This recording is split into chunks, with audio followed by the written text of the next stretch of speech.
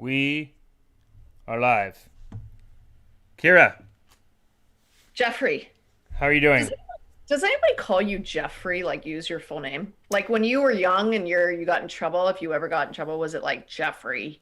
Jeffrey Martin. Yes. Yeah. Jeffrey Martin? Yeah. I didn't know that was your middle name. hmm Jeffrey Martin. My grandmother and my mother would call me, and my dad. No, my mom and grandma. Jeffrey Martin was the word. When I was in trouble or when there was seriousness in the room, they bring the middle name in. Um, And did Always. you get in trouble a lot? Were you like, the kid that they had to discipline quite a bit? Um, did I ever get in? Yes, sometimes. I once sawed down the neighbor's tree. I got in trouble for that. Why would you Um, do that? I thought it was the Nip Shields. They live back next door to us in De Pere, and I got my little brother. And we went and we got saws, and we just there was this pine tree, and I really wanted to saw it down for some reason. And so we just started sawing off branches. And my dad got home and was like, you can't saw down. Oh, maybe we thought it was a Christmas tree. I think that's what it was. We were trying to find a Christmas tree, and we were started to saw off branches. I was like 8, but we got in trouble for that. We had to go over and apologize to Mr. Dipshield for cutting down his pine tree. Was this? We didn't get all the way through. We were kids, kind of messing around with it, trying to, Yeah. and it didn't work out. That was when we were kids. I mean, yeah, there were various times in high school and such that we people got into trouble in college for sure. Um, I got we got in trouble for sneaking back into a hotel we were all staying in. That was big trouble. We all got thrown out. We were partying a little too hard. Wow, Um, I had no idea that you were such a party person and troublemaker. in college, it got a little out of hand at points, Kira. In college, we got a little rowdy. Um, I we, don't know anything about that. How about you, Kira? Are you a trouble? No, it's funny. I think this is why I don't relate to children very well because I don't understand why they are bad. Like why they act out, because I never did ever. I was like, and I'm not tooting my own horn about but I didn't talk until I was 4 years old. So I just like literally sat there and just watched, and I never cried, and I just was like super chill. Yeah. Never got in trouble in high school, really. I think I went to a rave one time. The one time I went to a rave, and my mom like finds out. Meanwhile, my sister was going to raves like every day, but the one time I go, I gave her a fake number, and then I didn't come home for 2.5 days. Um, and then she called the cops, and you know, Wow. reported me missing. I think that was the only time. That's when I first started MD. Or that's when I tried MDMA for the first time. I think I was like 16. But other than that, and then college, I was in a sorority. But like not one that like super party. But I really wanted to graduate with honors in college. So I loved college. I was like total nerd taking like graduate level courses because I was like feed my brain full of information. But Where'd I you go had to my college? I went to University of Pittsburgh. Okay, got it. Yeah. My Uh, parents went to Carnegie Mellon, but I'm not smart enough to get over there. It's a little hard to get into Carnegie Mellon these days. Yeah, but you, So you you're pretty darn smart. You went on and you worked at CAA with me, and then you went and you worked at Google for a while. I mean, you've had a yeah, quite a path. So I I had a mean, good run. a good I've had a good run. good run. So Um, if I get the vaccine and shit doesn't work out well, I had a good run. Now you had your vaccine, right? You had it what, last week or this week? I can announce that I had the first shot on Tuesday of this week, so I had it 48 hours ago. What's up, Vernon? We see you, Vernon Daniels in the house. How you doing, buddy? Hi, Vernon. We like to say hi to our viewers. Um, Basically, I had the shot on Tuesday, and I it was quick. I mean, I drove a good distance. I drove outside of LA, 50 miles to get it. Yeah. because I made the appointment a week prior, and the only place you could get it was outside LA. I think there's more availability now locally, so I'll probably get the second shot of the Moderna more locally. I think you can transfer it. That's April 6th, but I went and I got it, on Tuesday, 2 days ago. And yesterday, my arm was really sore, which everyone gets. And it sounds like most people, I think it said like 90% of people get a sore arm. And then, like, on the first shot, like 50% get flu symptoms. I think like 80% on the second shot, but like 50% on the first shot. And for like 8 hours, I had, I was working on a set on a show yesterday, and I had, suddenly it just felt like and I haven't had the flu in years. I can't even remember when I last had the flu, but it was that feeling of having the flu. It was like the extreme fatigue and just the feeling you feel when you're about to get sick is what it felt like, honestly. And the reason that happens, I've been reading about it and talking to people, is um, basically a vaccine is like a training video, a training manual for your immune system and body for a virus. So it's running the training video without actually being sick. So you're feeling everything you would feel if you were getting sick without the illness. And the first shot's kind of like introducing the training, is the way I heard it, like giving your body the instructions. And the second shot's like running a scrimmage, of what it would be like to have it. So Right. I see. so that's what I've heard. And honestly, it wasn't bad. I mean, honestly, I woke up today and it's still a little bit sore, but it's like 60% gone from yesterday, and I don't feel that flu symptom anymore. So it ran what it did, and that was it. I didn't have fever, didn't have anything like that. Just kind of felt like run down, and I knew that's what it was. I'm So surprised that you're pretty ballsy to like, okay, gotta go into work like the next day just in case. Like, you yeah, know, that's I I went day of. I mean, I went and got the vaccine and then drove straight oh to a my God. show, and then just whatever. And then yesterday it was kicking in, but it's just part of, you know, just got to get it and get it done. And I feel like only men do that, where they're like, you just, if you're feeling like shit, you just keep going. And I feel I yeah, personally not like that. I'm like, if I feel like shit, I am going to take days off, to make sure that, like, I don't know, I just hate being sick. The one thing I am concerned about when I do get the vaccine, which, that's TBD, but when I do get it, I already get sore anyways from like shots, hmm, like really sore, which means if this makes normal people's arms sore, that means my arm will feel like it's falling off. And like that sucks. yeah. But I guess getting COVID would suck even more, I suppose. But like arm falling off for 2 days just sounds like, you know, If you rest it a lot and just don't move it, I mean, they say actually it's good to move it because it just gets everything back. But it does kind of suck. But it felt like I had done a extreme workout or something on it. It was like that kind of soreness. like someone punched you like punch buggy green. That's right. It was pretty. You do feel it though. I mean, it was I could still feel it kind of in the shoulder. And I Did guess it hurt? Like, did it hurt when they gave it? did it hurt when they gave it? No, I didn't even feel it. But I was trying to record live video, so I wasn't really paying attention. So he was trying to get it, and I had the camera like out here, and he's like, "Okay," and I'm like, "All right." He's like putting it in as I'm recording, and I got it live. I put it on Instagram, so that was fun. But Now, do you feel like you have this like armor a little bit where you're like, all right, I not that you were concerned about getting COVID before, but do you feel like a little like, you know, well, I'm protected now? they say the first shot is 80%, and Oh, then wow. the second one takes you up to 95. So you're only getting that extra 15 from the first shot. It Wow. takes Mine's probably in process now, but they say it takes a couple weeks for immunity to kick in.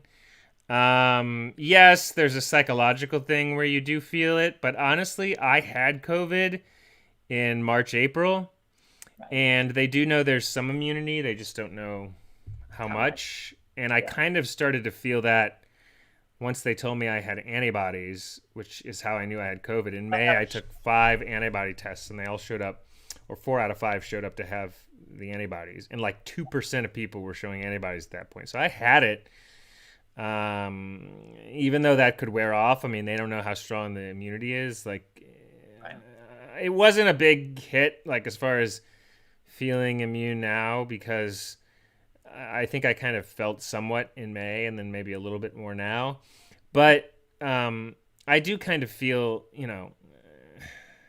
like if you go to set or whatever, obviously everybody's got to wear masks and everything. But like, I'm testing so much for COVID.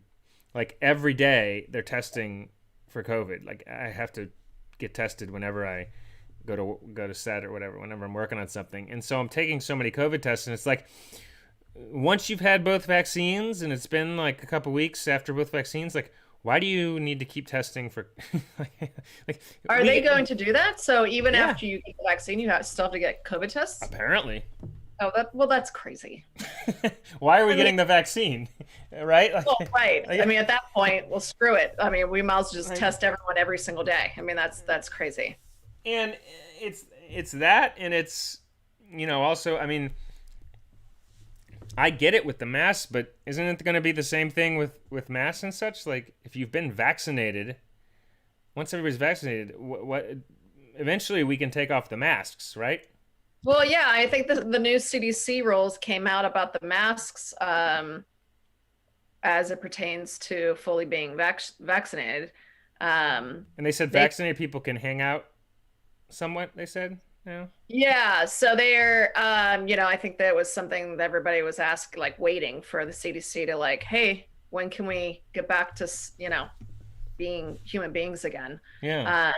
And I think they're saying that you can now be indoors with up to 30 people, I think, without having to wear a mask. You can now be indoors with up to 30 people if vaccinated or what? Yeah. Indoors up to 30 people. Okay, well that's But like, what does that mean exactly? Does that mean like, okay, so if a concert is 31 people, I don't, I I mean, mean, I don't know. I feel like I know there's doctors and people on Twitter and such pushing this. I mean, there needs to be some type of rule eventually where once you're vaccinated both shots and it's been a month, yeah. like, are there any? What do we still need the health protocols for those people? Well, that would mean we just have them forever. Is that what we're doing? Right, right. I mean, Are we doing the social distancing and the masks like forever until what? Until it's like polio, where it's like just eradicated? I mean, that's going to take decades. I don't understand. I don't think they really know, to be honest. I think they're what trying to figure out. it's a play by it's a play by ear, take it day by day thing. No, I totally agree. So we'll see how that goes. Let's see. That's first thing. I also, by the way, there's before we get to right into the topic, there's a new app out called Wambio, which you can create. Shifting into this, you can create AI. It's really incredible, like deepfakes of anyone singing. This is like the new app everybody's talking about on Twitter. Is it literally can take a picture and it can have you singing. Check out Wambio. Kira has a great one that I created, and it's literally like it just takes a photo and it will make you singing in AI. If you saw the Tom Cruise deepfakes, if you Google that have been going around, it's kind of like that, where it's kind of related to that, but it's taking you and literally making you sing a popular song. What's happening with AI is incredible. It's a whole other topic, but I wanted to mention, I wanted to just pass through that. Check out Wambio if you haven't. Lee Miller has joined. Lee Miller's in the house. What's going on, Lee? Vernon says he does not want to get the vaccine. Lee says hopefully when everyone is vaccinated, the masks and social distancing will stop. Yeah, I mean, that's what we're hopeful for. Moving right along into what we want to talk about, what's happening with social media. We need to, Kira, you need to we'll keep this fairly short. I think we need to wrap up, like keep this a little bit shorter today. Um, but we wanted to talk about social media, where it's going. Facebook, Instagram. What are the popular networks? We've got Facebook, Instagram, Twitter, YouTube, Snapchat, and now we have the newest, latest, greatest app, which everybody's on, titled Clubhouse. It's especially people are talking about it on Twitter, but it's spreading far and wide. What Clubhouse is it is an app that you still have to get an invite for, I believe, right? Yes. Kira has a couple days a week. She's doing different ones, different Clubhouse audios with some fellow friends of hers. But basically, you sign up, and it's an audio app, and you create a room, and people come into the room, and they listen to what the hosts are saying, and people in the audience can be invited up to the stage to talk or ask questions or participate. It's a participatory audio app. It's a very interface-friendly app, and everybody's talking about it. TikTok too. I forgot to mention TikTok. That's the other one. What's happening with social media? Because it really feels like Twitter and TikTok and now Clubhouse are really becoming. I mean, everything is going through. I mean, people still post on the other ones, but everything's going through Twitter. I mean, all the way up to the president. Media, it just filtrates through Twitter, and now you've got Clubhouse and TikTok. Kira, do you think that these other platforms, the YouTubes, the Facebooks, Instas, are they in trouble? Like, what's going to happen here, long term?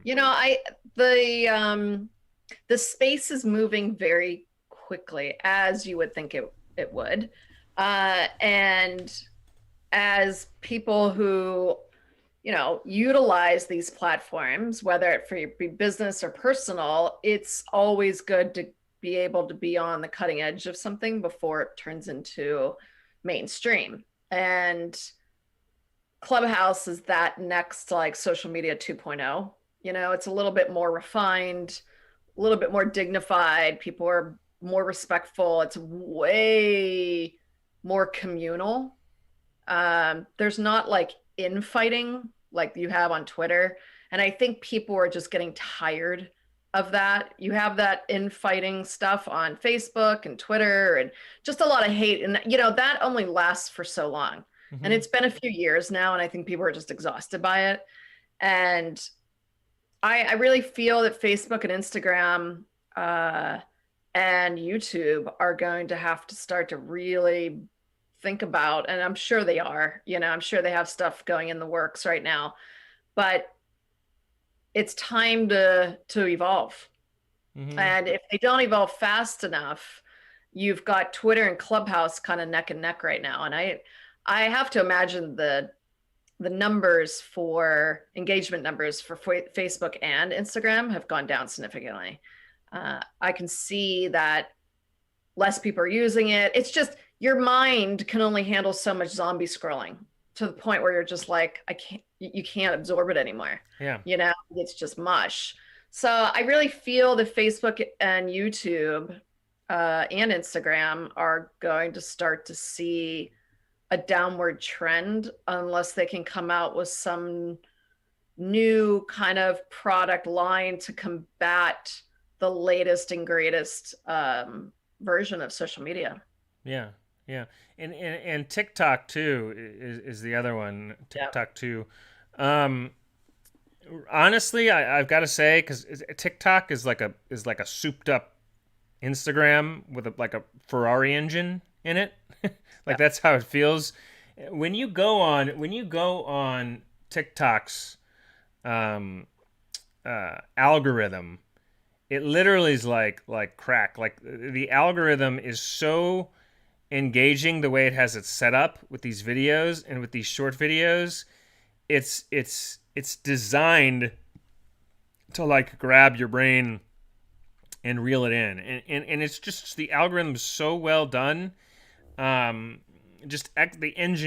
engineering of TikTok is whoever's designed and created that did it. It's so well done, and I can say that the Clubhouse has that same persuasive engineering, uh, people behind it that know how to engineer so that to make it more likable and more user friendly and more Yeah. ability to draw you in. So it feels like the engineering on these things is getting better. Well, and I also think, to be honest, I think with everything in the news and everything, big tech, we've covered it a bunch. I think everyone's really sick of these massive companies, Yeah. where Google's a behemoth and Instagram and Facebook and shadow banning, and you don't really know their privacy policies. They don't really know how they work. It just seems like it seems to me that society is now shifting into more transparency of these companies that we're just freely giving our data to. Hmm. And I think we're going to see more of a diversification when it comes to social media. I think more Clubhouse type apps are going to come up, um, because we're so sick of the big three, Hmm. because we're so sick of these big tech giants just gobbling up all our personal data. I really feel that we're almost going back to like when the internet first came out, when there was excite.com and Yahoo and AOL and the plethora of big companies. I think we're going to start to see that breakup of these big tech, whether it be the US government making them break up or just new apps are just going to start coming out. I mean, Clubhouse, there's nothing to it. That's the other thing. If you're a person that has a business or a platform or a brand, YouTube and Instagram is some heavy lifting, like heavy. Hmm. You have to research hashtags and you have to hire a marketer and you have to try and get the right audience and all of this stuff. I It's mean, a you and I lot. have gone through it. It's a lot. It's crazy. Whereas Clubhouse, you don't have to do any of You that. have to do TikTok, anything. You just push you a don't have to do button. anything.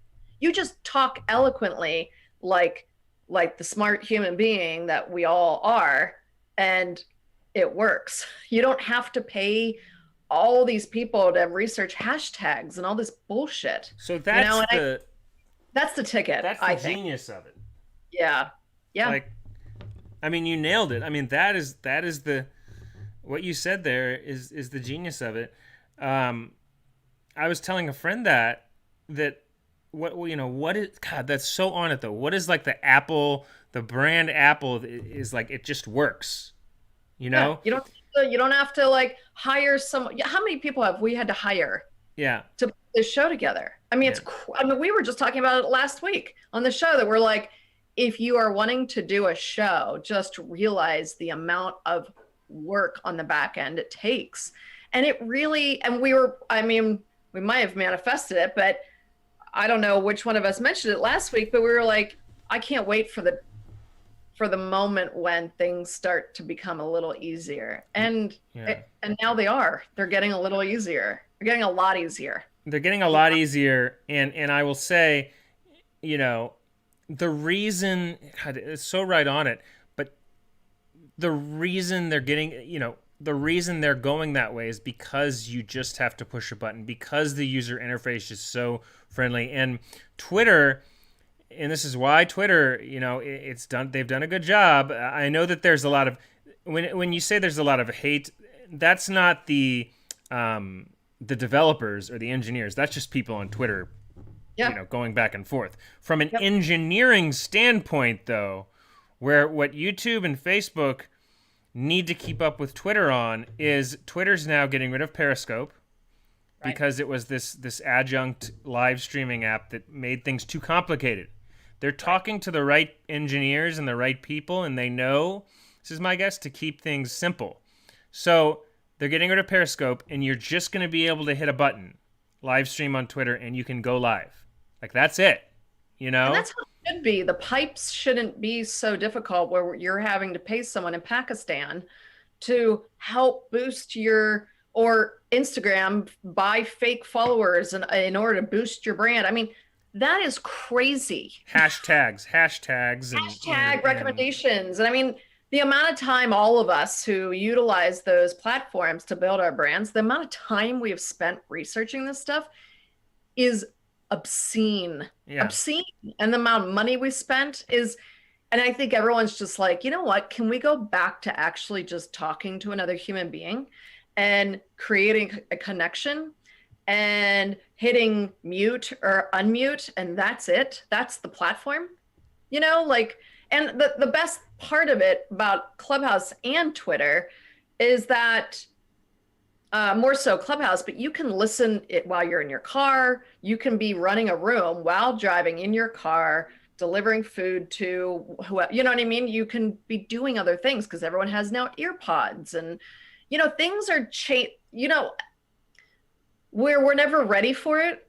But when it happens, it hits and it hits really quick. And that's where we're at right now.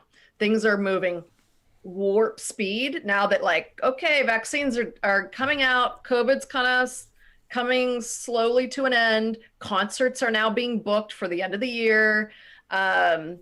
Social media now is moving into this other genre of club. We're going to see Clubhouse all over planet Earth this year. Mm-hmm. We're going to see NFTs and crypto all over the place this year, so like things are moving quick. And I would suggest everyone that's listening to start like getting up on it, because you don't want to be that Al Roker who's like, what's the internet? What's the internet? Yeah. Because it's going to happen. And it's not like, oh, a couple years from now. It's happening right now. And you mentioned a big point about the pandemic. The pandemic accelerated this. So right. We're getting into the later stages of the pandemic and vaccines out. And so now we're going to start seeing what that manifested. And it not only accelerated a lot of tech as far as around, the job market and what's happening there, but it accelerated social media. And we're going to look back and we're going to see, hashtags and trying to figure out how to market yourself on Instagram as like old stuff that AI and takes care of now. So creators, just worry about the content. Don't worry, like the marketing is going to be able to take care of itself based off your content. So we're moving into more focus on you as a creator and what your content is, and not having to worry so much about your follower count or who's seeing you, how your hashtags, your in videos, your advertisements within, all that's going to start being more automatic, and people are going to. And it should be. I mean, there's a plethora of content out there that's really amazing, really well done. With time and effort and quality that no one sees, because they didn't pay for the marketer to boost their video post, whatever it is. So what we're being fed is crap all the time of people, of just marketers in India or wherever that are tricking the system into pushing this brand a little higher. Whereas you're missing the quality part of social media. And that is where these types of new platforms are coming in and saying, no, it's all about the quality. That's all it is. You don't have to pay for likes or followers or hashtags. It's all about whether you can speak eloquently on any subject, or you don't speak at all and you just listen and absorb new information that you never thought about before. I can't tell you how thrilled I am to see this change. And I think Lee's right. I think it's like a decade of change that's happening in just a few years. And I would actually go a step further than that and say it's like within a few months. Yeah. It's that quick that things are shifting. So I do have to say I'm really thrilled with the way, I personally have been exhausted with social media over the past year, just managing it. I know you have as well, because it is a full-time job that you don't make money doing, so you're having to like work other jobs while trying to build a brand. And I do have to say I'm thrilled to see the advances to technology, like you mentioned, and AI, where it's like, let's just simplify stuff. Let's go Hmm. back to basics and just connect one on one with human beings again, not through bots and fake followers, Yeah. you know? And I think that's the big thing is that's going to start taking care of itself. And so I think the direction engineers are going, which is smart, is going the Apple way, which is smart, which is making it extremely user friendly, which is where TikTok and Clubhouse are. And it just works. It just works. Just hit a button, you know. And YouTube and Facebook and Instagram, to keep up, have to make this stuff more simple, just all the hashtags and everything. Like, people are going to see these other platforms and they're going to say it's so much easier. Like, we don't want to bother with all that. So keep that in mind. When you're on various people with these millions of networks, like, it is simplifying, and simplification is the way to go. Now Twitter also has Twitter Spaces, which is Right. gonna, their shtick to compete with Clubhouse. I think probably both will go for a while. Um, but check out these apps. We're gonna. Here's the thing. Kira and I have talked about moving to Clubhouse, and I'm gonna be thinking about that over the weekend and beyond. Doing our weekly on Clubhouse. I, regardless, am going to keep doing. I want to get back and do some. I know some of you, my viewers, we did a lot of Mandela Effect videos, and I do want to do some more, and put those on my YouTube. But we don't want to, if we start doing this more on Clubhouse, we're not opposed to keep doing it on YouTube, but we want things to get more simple across these platforms, because it's been complicated. So we will keep you posted as to what we're going to do as far as the long term and what platforms we want to be on. But just wanted to give everybody a heads up there. I'll let you know on my channel regardless, and on all our social media. So what do you think, Kira? It's going to be interesting, right? Where all this is I'm going. really excited. I mean, I think the future is looking, well, the future's now, obviously, but it's it's time. It's time for an evolution of all of this junked up Yeah. uh stuff, and very complex, constantly reading blogs and articles and advice on marketing and social media marketing. I mean, it's just crazy. It's its own industry. It's $1 billion industry. It's crazy. Hmm. And I think it'll be nice to go back to having higher level conversations. I mean, it's not that hard. And I think that's how you get smarter as a people. I think that's how you grow as a society. And I think that's how you personally go through transformations as your own individual. And I'm thrilled to see the direction that social media is going. And frankly, no offense to YouTube or Facebook, but I'm not real concerned about them if they go off onto the wayside. Um, I don't think YouTube's going anywhere anytime soon. That's for sure. It's massive, but they have their work cut out for them. I don't think they realize, it's always the David and Goliath type of thing where when you're too big, you can't move quick, you can't change quickly, and you've got all these tiny, small companies coming up and taking share, and for YouTube to try and shift into something a little bit different. Oh my God. I mean, it takes meetings and Google. I mean, movement in Google's not quick. So it'll be just interesting to see how these big companies react to um, these changing times for sure. But I'm excited for it. And what do you think, as far as, because Clubhouse doesn't save the podcast, right, or whatever the show is going on, it doesn't save it, right? It's just, you have to be there. It's like a live concert. Like, you don't have the recorded Which I like. product. I think you and I had discussed it where it's like how many people are actually re-listening to things. You know what I mean? Podcasts. Maybe some. I don't know. I'm not entirely sure. I have a feeling. Look, Clubhouse works perfectly, and it came out at the perfect time because we're all working from home. Mm-hmm.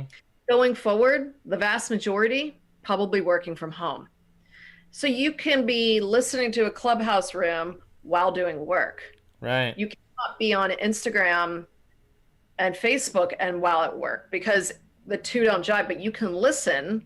You're using your different senses. You know what I mean? You could do the multitasking of listening to a room, taking absorbing the information while working, you know, and I think that's where Clubhouse is really succeeding, is that a lot of people are still working from home and probably will be moving forward and can do Clubhouse you know, any time of the day.